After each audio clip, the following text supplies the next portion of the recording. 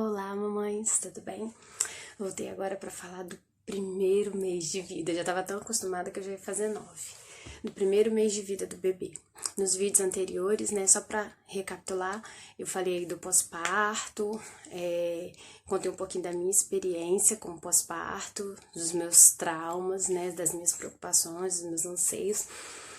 E também de como foi o meu processo de internação, de parto no hospital que eu fiquei. E agora a gente vai falar do primeiro mês do bebê, né? Já tinha comentado no vídeo anterior e aí eu vou falar de novo só para reforçar que nesse primeiro mês é importante que o bebê tenha tomado a vacina BCG, que é aquela que deixa a marca no braço, e da hepatite B, tá? Isso é muito importante. Também falei do teste do pezinho, falei que eu fiz no laboratório, né? Existem até 3 tipos de teste do pezinho, básico, ampliado e um outro que avalia muito mais doenças. Eu separei aqui, deixa eu pegar minha colinha. Vamos lá, cadê? Teste do pezinho, tipos de exame. Existem 3 versões do teste do pezinho disponíveis no Brasil, uma básica e 2 ampliadas. A mais simples dela é capaz de detectar até 6 doenças, que é a básica, que é disponível no Sistema Único de Saúde, obrigatório e gratuito, tá? Já as 2 versões ampliadas pode detectar de 10 a 48 doenças com uma só picadinha. Eu lembro que quando eu fiz, a com 10 era um preço, a com 48 era outro. Então, assim, é muito mais cara, tá? Pra você desembolsar esse dinheiro. Os nomes dos exames podem variar dependendo do local em que for realizada a coleta. Por isso, antes do procedimento, o ideal é checar qual é a triagem mais completa. Outra coisa importante são alguns testes. Eu coloquei na descrição do vídeo anterior e hoje eu vou falar um pouquinho melhor sobre eles, né? Além do teste do pezinho, lá mesmo no hospital, ainda no hospital, a pediatra vai passar, ela vai fazer algumas avaliações com o seu bebê. Ela vai olhar os olhos dele, ela vai olhar a língua para ver se não é presa, e também o ouvidinho, é colocado um equipamento no ouvido para verificar se o seu bebê está ouvindo bem. Eu não sei como funciona, tá? Com aqueles bebês que nascem sem audição. Inclusive, se alguma mamãe estiver assistindo e souber como isso funciona e quiser relatar pra gente, vai ser uma experiência bacana, tá? Eu sei que um equipamento que eles utilizam, ele tem um grau que dá pra detectar se o bebê está ouvindo ou não. A mesma coisa, os olhos, ela verifica. Hoje em dia, os bebês já nascem muito espertos, né? Teve um vídeo que a pessoa, eu não lembro sobre o que era, sei que a pessoa fala assim, hoje em dia o bebê nasce, quando o médico bate no bumbum do bebê, dá uma batidinha, o bebê já olha assim, tipo, ei, quem tá batendo em mim? O que é isso? Então, as crianças estão nascendo muito espertas. Na época da minha avó, as crianças nasciam com os olhos fechados, demorava, sei lá, 7 dias, né? Pra poder abrir os olhos. Hoje as crianças já nascem muito espertas. Algumas na própria maternidade já sorriem, coisa que era tão difícil antes, né? O bebê demorava para dar um sorriso e a gente ficava assim, polvorosas quando eles sorriam. Hoje em dia, no berçário mesmo, eles já estão rindo e tiram várias fotos rindo, né? Então tá tudo muito evoluído e esses testes eles ajudam muito para poder saber. Da língua para verificar se ele não tem a linguinha essa parte aqui presa, do ouvidinho para saber se ele tá ouvindo e do olhinho para verificar a íris, a parte detalhada dos olhos, até mesmo porque nessa fase os bebês não enxergam muito bem ainda, ele não tem uma visão completamente definida, mas os médicos conseguem detectar algumas coisas. Também tem um colírio que é pingado no olho do bebê, pelo que eu sei, esse colírio é uma prática dos hospitais, mas se a mãe optar por não querer esse colírio, tá? Ela pode colocar lá no seu plano de parto, quando você for ter seu bebê lá, você tem um documento que você pode pedir no hospital para você fazer de próprio punho o que você deseja para o seu parto. Então, se lá no plano de parto ela colocou que quando o bebê nascesse, ela não queria que aplicasse o colírio, né? O hospital, ele tem que acatar essa decisão, porque tem um documento assinado pedindo isso, né? Então, a mãe se torna responsável por qualquer eventualidade com o bebê. O hospital fica isento dessa responsabilidade nesse caso. Ok, a pediatra vai passar, vai olhar o seu bebê, vai fazer esses testes aí. Alguns hospitais você já sai com a vacina BCG, o bebê já sai com a vacina BCG tomada e com os testes do pezinho básico também já feito, né? E aí ela já vai deixar com você ou vai pedir para que você entre em contato para poder marcar a primeira consulta com o bebê. A minha referência foi usando um plano particular, o plano da empresa onde eu trabalhava, tá? No Sistema Único de Saúde, muito provavelmente, você vai ter que ir até a unidade de saúde, né, para poder agendar a primeira consulta com o pediatra no centro de saúde da sua cidade. E aí já vai deixar marcada a primeira consulta, que normalmente é com 30 dias, tá?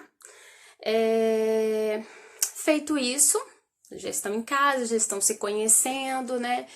Quem aí já passou pela fase dos primeiros 15 dias... Eu achei que os primeiros 15 dias fossem horríveis, mas eu descobri que a situação começa a ficar pior depois do 16º.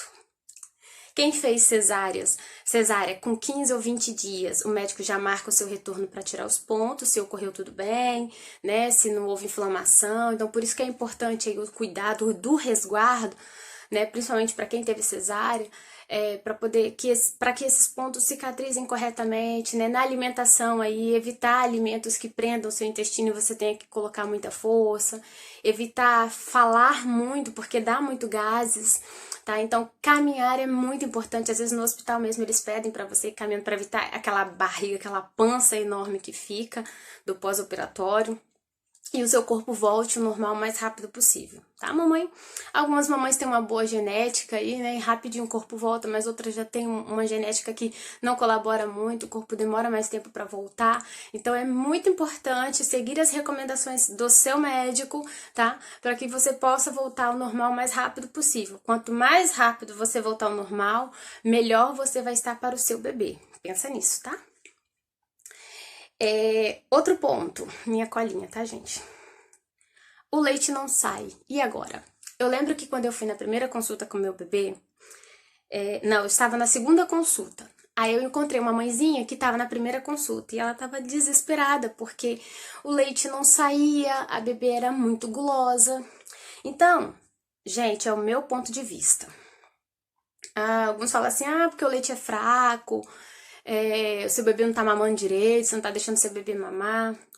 Eu penso o seguinte, nosso corpo é perfeito. É muito provável que logo quando o seu bebê nasce, o seu corpo está acostumado com o seu bebê dentro de você, não fora, certo? Ok. O bebê nasceu, ele não sabe mamar, ele vai ter que aprender a mamar.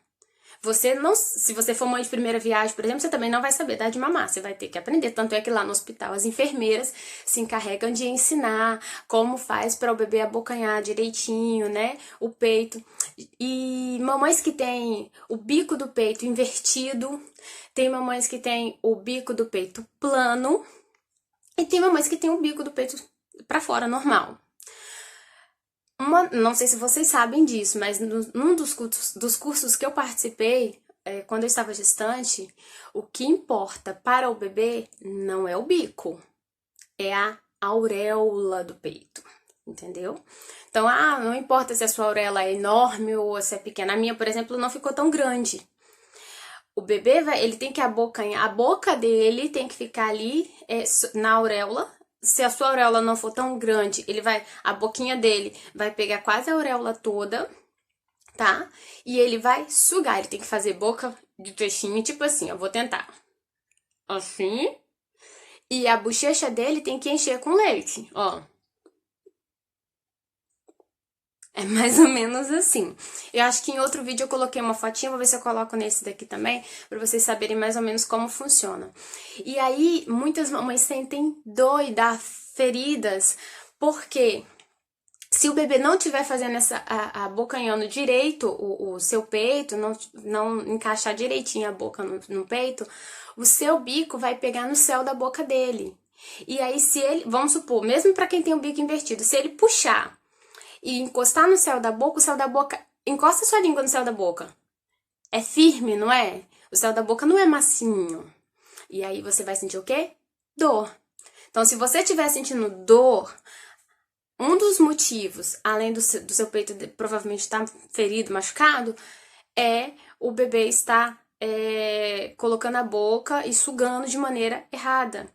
E sugar certo é tão importante que até mastite, que é um dos grandes problemas de quem não consegue amamentar, pode acontecer, tá? É um dos pontos onde o leite passa inflama, porque o leite não está saindo corretamente, né? Acaba obstruindo, inflama, a mama fica dolorida, fica vermelha, fica inchada. Em alguns casos, porque o que acontece? Esse leite tá ali, tá enchendo, ele precisa sair, tem um lugar certo dele sair. Se ele não estiver saindo, o corpo da gente é perfeito, o corpo da gente vai arrumar uma forma para ele sair. E muitas vezes dá tipo como se fosse um furúnculo, dá pus, e esse leite começa a sair por outros lugares, entendeu? No próprio seio. Então, mamães que já tiveram mastite aí sabem o quanto é doloroso, tá? Algumas mamães precisam operar, tá? Requer até cirurgia.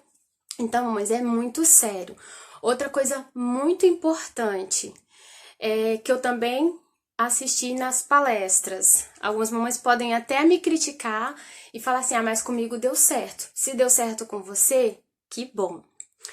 Mas a recomendação médica é o contrário. O que acontece? Os antigos, né, falavam o quê? Ah, seu peito tá muito cheio, você tá dando muito leite, vai para debaixo do chuveiro, chuveiro quente, pega o pente e vai passando, que o leite vai saindo. Para muitas mamães isso funcionou perfeitamente, deu super certo. Mas o que os médicos relataram no curso que eu participei? Na hora, realmente, você vai sentir um alívio. Imagina uma pedra de gelo. E aí você tá colocando água, um leite congelado. Imagina um leite congelado. Você tá jogando água quente para ele derreter rápido, não tá? Beleza, você tá jogando água quente ali. Enquanto você estiver jogando água quente, ele vai derretendo. Você parou de jogar água quente. Você terminou o banho, aliviou, né? Você terminou o banho, secou. O que vai acontecer? O leite que estava congelado vai misturar com o leite que estava quente, e aí o leite que estava quente vai endurecer de novo. Qual é o resultado? Muito mais dor, entendeu? Porque enquanto o seu leite está saindo, o que está aliviando ali? É porque o seu leite está vazando, está saindo, né? Você está estimulando, ele está saindo. Mas quando você parar de estimular, o que ia sair, não saiu, vai ficar preso ali, vai ficar retido. E isso pode desencadear num processo muito pior, tá, mamães? Então, na dúvida, vá ao banco de leite da sua cidade. Lá eles vão te ensinar como você tem que encaixar a boquinha do bebê, vai ensinar como você mesma pode ordenhar o seu leite, tá? Para que isso não aconteça. Eu morria de medo, eu já falei isso em outros vídeos, que eu tinha pavor de ter que ficar com dor na amamentação. Eu não queria isso. Eu tava com mais medo da dor da amamentação do que da dor do parto normal. Porque, como eu falei, o parto normal era aquela dor lá, pronto, acabou. A amamentação são meses, anos amamentando. E aí, quando eu tive o meu bebê, que o peito ficou muito cheio, eu comecei a fazer o quê? Peguei uma bombinha manual e fui ordenhando na bombinha. Sempre revezando para que um peito não fique maior que o outro. Então, mamãe, não existe leite ruim, não existe leite fraco. Pode acontecer de alguns bebês ser um pouco mais faminto do que outros? Pode, porque isso é fisiológica de cada um. De repente, um bebê vai sentir uma necessidade maior de mamar mais e um outro vai ter uma necessidade menor. Não significa que ele tá saudável, deixa de estar saudável por conta disso, não. São seres independentes, né? Como uma gravidez é diferente da outra, um bebê é diferente do outro também, tá? Então, muitas vezes, o seu bebê, o que tá acontecendo é que o seu bebê é um pouquinho mais guloso do que um outro bebê. Nunca compare, tá? E aí, é importante ele mamar direitinho, porque se ele estiver mamando direitinho, ele vai ficar saciado por mais tempo, ele vai dormir melhor, né? E aí, o leite tem tudo que ele precisa, seja no seu peito, seja na fórmula, né? Se ele estiver usando fórmula aí, talvez você, se eu não me engano, os bebês que tomam fórmula também tem que tomar um pouquinho de água. Mas se for só o leite materno, não precisa de mais nada. Não precisa de chazinho, não precisa de água. O seu leite é suficiente, beleza? Então, Se o seu leite não tá saindo, se você desconfia que o seu leite não tá saindo, você tem duas opções. A primeira é procurar um banco de leite, né, e pedir a recomendação para eles te explicarem. Tem pessoas que vão te atender lá e estão prontos para isso. Inclusive, se você quiser doar leite, né, tem muitos bebês que nascem, precisam de leite que a mamãe não tem. O primeiro caso é esse, é você ir no banco de leite para eles te apoiar. E o segundo, mamãe, como eu já falei também em outros vídeos, é relaxar. Sim, difícil falar, né? Quer dizer, fácil falar, difícil fazer. Mas o leite é isso. Olha pro seu bebê, curte, sente o cheirinho, pele, sabe? Que o leite vai sair, tá certo? Então, duas alternativas. Ou é o psicológico, e aí depende só de você, ou realmente o seu leite não está saindo, e aí você tem que recorrer a um banco de leite. É um banco de leite, beleza? Já falei da cesárea, continuar evitando esforços, né? Você já tirou o ponto aí, mas lembre-se que por dentro você também tem ponto se você fez cesárea, né? Isso demora, assim, o ideal é que a média seja 1 ano para o seu corpo ficar 100%, tá bom? E pensar que tem mamães que engravidam nesse período, né? Imagina a dificuldade. Continuar sem sexo, né? Lembra-se que são 40 dias, então se já passou 30, só falta mais 10, dá uma segurada que dá certo. E aí, já que a gente tá falando de sexo, algumas mamães falam assim, olha, mas pra mim não vai ser problema nenhum, porque eu não tô sentindo nada pelo meu marido. Será que eu deixei de amá-lo? Não, mamãe, você não deixou de amá-lo. O que acontece é que neste momento, quando nós temos o nosso bebê, o nosso organismo, aquela explosão de hormônios, né? Eles estão se regulando para voltar ao normal. E nesse momento, o seu corpo, o seu psicológico está voltado para aquele serzinho. É amamentar, é acordar de madrugada, é cólica, né, que vai começar a partir... do meu bebê começou a partir do 16º dia. Incrível, fui pra casa com... No 15 dias eu fiquei na casa da minha mãe. No dia 16 que eu fui pra minha casa, começaram-se as cólicas. E é um período muito complicado, principalmente pra quem é mãe de primeira viagem, né, porque ele chora de um lado e você chora do outro. Quando você já tentou de tudo e nada funciona.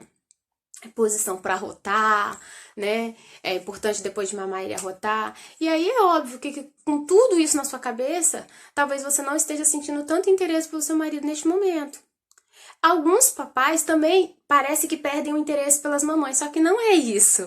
O que acontece, isso que eu tô falando para vocês, é experiências de pesquisas de sites, de livros, né? É natural do ser humano. Então, na cabeça do pai, você está ali na função de mãe, amamentando. Então, ele não vai te perturbar. E se ele te perturbar, é provável que você também não esteja tão afim, porque o seu pensamento é no bebê, é em amamentar. Você não tem cabeça para poder pensar em sexo. Entendeu? Então, não se preocupe, isso passa. Porque a rotina ela vai ser estabelecida, vocês vão se adequar ali àquele novo integrante da família e vai voltar ao normal. Normal, assim... É um novo normal, né? Não vai ser normal como era só vocês dois, mas vai ser um novo normal que vocês vão criar para adaptar esse novo integrante à família, né? E vai dar tudo certo, tá? Passa. Se você acha que você tá sem desejo pelo seu marido ou seu marido tá sem desejo por você, fique tranquilo, isso é só um período, tá? Costuma ser só um período, tá?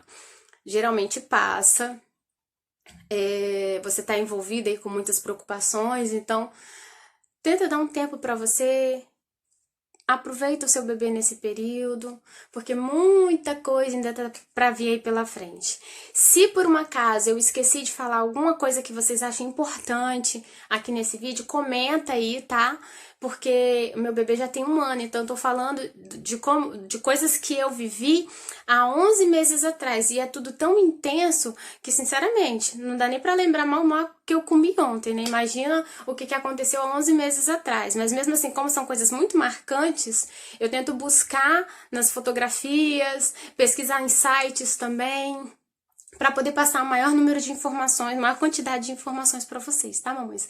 Então, se vocês virem assim, você esqueceu de alguma coisa, comenta aí, que aí a gente vai juntas, né, trocando essa experiência. Se aconteceu com você, aconteceu algo diferente do que eu comentei aqui, posta aí também pra gente poder dividir e compartilhar com as demais, tá bom? Bom, por enquanto é isso. Um mês de vida, um mês muito intenso, né? Um mês de descobertas. Para quem não é mamãe de primeira viagem, também é um mês de descobertas, porque cada filho é único, assim como cada gravidez, né? E é isso, um ótimo primeiro mês, que tudo esteja ocorrendo bem, a cicatrização se você teve cesárea, se você teve normal, que o seu pós-parto seja maravilhoso, seu bebê esteja aí super saudável, e a gente volta no segundo mês, que é um mêsinho bem delicado também por conta de algumas vacinas que o bebê vai tomar. Mas eu vou deixar pra falar no próximo vídeo. Beijo grande, desculpa aí pelo tempo do vídeo, gente, mas não tem jeito, eu tenho que falar. Beijo, até o próximo vídeo falando sobre o segundo mês de vida do bebê.